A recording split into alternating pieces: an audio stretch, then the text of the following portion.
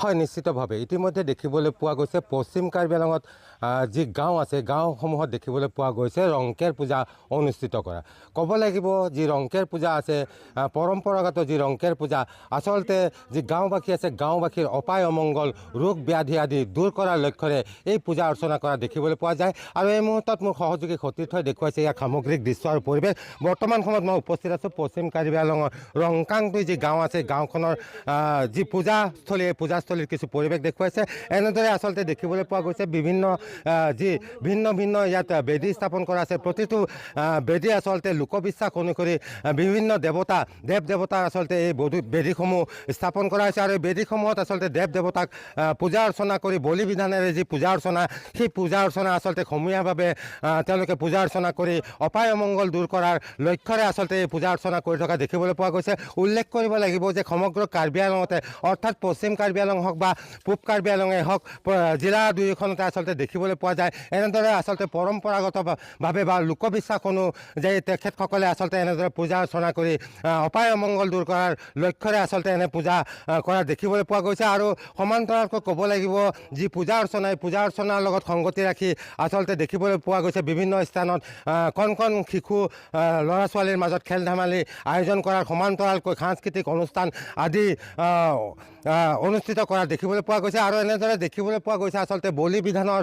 জৰিয়তে আচলতে যি পূজা অৰ্চনাৰ যি কাৰ্যসূচী এই কাৰ্যসূচী ইতিমধ্যে ৰূপায়ণ কৰি থকা দেখিবলৈ পোৱা গৈছে। আৰু এই মুহূৰ্তত কিছু লোক আছে পৰম্পৰাগত আচলতে কি ৰীতি নীতিৰে আচলতে এই পূজা অৰ্চনা কৰি থকা হৈছে বা কোন কোন দেৱতাক আচলতে পূজা অৰ্চনা কৰি তেওঁলোকে অপায় অমংগল দূৰ কৰাৰ বাবে পূজা অৰ্চনা কৰিছে সেই সন্দৰ্ভত কিছু কথা পাতিবলৈ যত্ন কৰিম।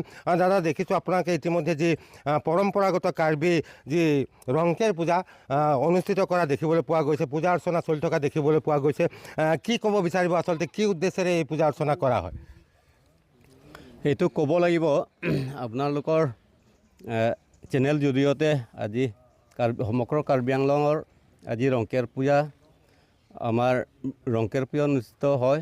গতিকে আপোনালোকে যিটো মিডিয়া মাধ্যমেৰে সকলো অসম তথা আমাৰ কাৰ্বি আংলঙৰ তথা অসমত তেনেকুৱা প্ৰচাৰিত হ'ব এইটো কাৰণে আপোনালোকক ধন্যবাদ জনাইছোঁ।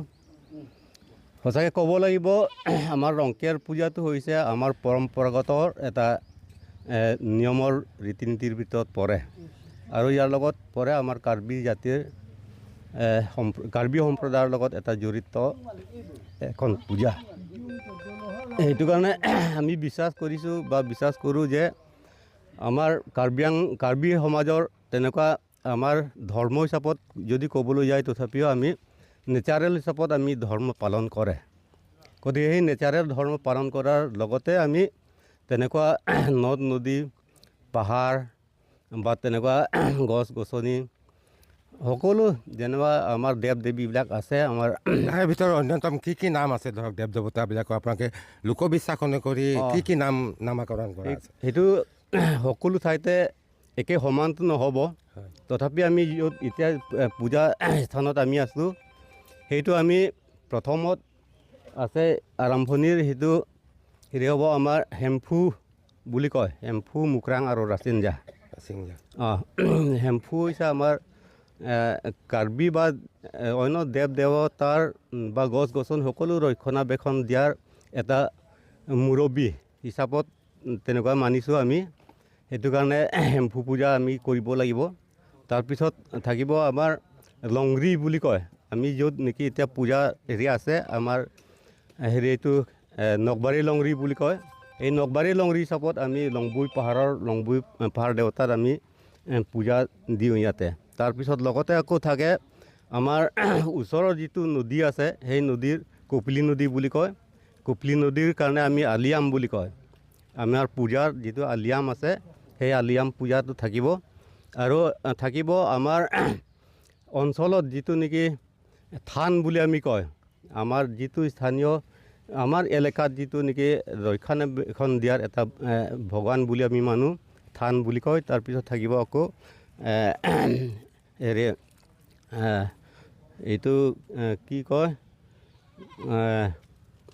থানৰ লগত আৰু এটা পূজা আছে আমাৰ সেইটোতো এটা দেৱ দেৱতাৰ লগত জড়িত এটা পূজা থাকে আৰু এইটো কাৰণে সেইটো পূজাটো আমি লগতে কৰিবলৈ গৈ আছোঁ গতিকে গতিকে আমাৰ এইটো চেকেমা বুলি কয় লাষ্ট সেইটো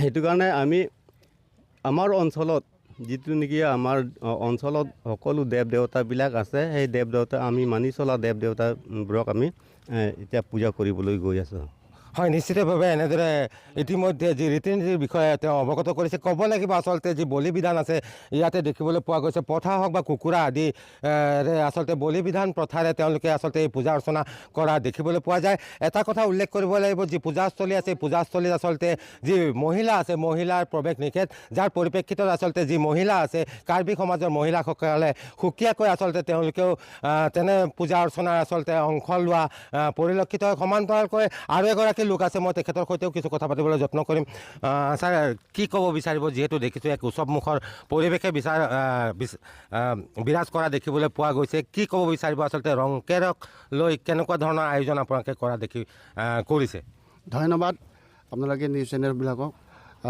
আজি ইয়াতে পৰম্পৰাগত ৰক্ষা কৰি আজি সকলো ৰাইজে প্ৰায় কাৰ্বি আংলঙৰ ভিতৰে বাহিৰে যিবিলাক গাঁও আছে সকলোতে আজি ৰংকেৰ পূজা আজি 5 জানুৱাৰী তাৰিখে হয় আৰু ইয়াত পৰম্পৰা ৰক্ষা কৰি দেৱ দেৱীৰ কিছুমান ইতিমধ্যে আপোনালোকক ক'লে আমাৰ পূজাৰীয়ে সকলোবিলাক ডিটেইলছ গতিকে এইবিলাক পূজা কৰা হয় আৰু দেহৰ মংগলাৰ্থে মানৱ জীৱনৰ মংগলাৰ্থে সকলোবিলাকক সামৰি এইবিলাক পূজা পাৰ্বণ কৰা হয় গতিকে আহিবলগীয়া দিনবিলাকক আমি এইটোৱে কাৰ্বি সমাজে এইটো আশা কৰোঁ যে আজিৰ দিনৰ পৰা যাতে আমাৰ যিবিলাক মাৰি মৰক বিভিন্ন ধৰণৰ শুয়ে থাকে সেইবিলাক যাতে দূৰ কৰি পেলাই আহিবলগীয়া দিনবিলাকো যাতে আমাৰ মংগলে ৰাখক এইটোৱে আমাৰ কামনা এইটোৱে আমাৰ মানে ভাৱনা আৰু হয় নিশ্চিতভাৱে এনেদৰে আচলতে মংগল কামনা কৰি দেখিবলৈ পোৱা গৈছে এক উলহ মালহ পৰিৱেশৰ মাজৰে আচলতে কাৰ্বি আংলঙত দেখিবলৈ পোৱা গৈছে ৰংকেৰ পূজাৰ আয়োজন কৰি থকা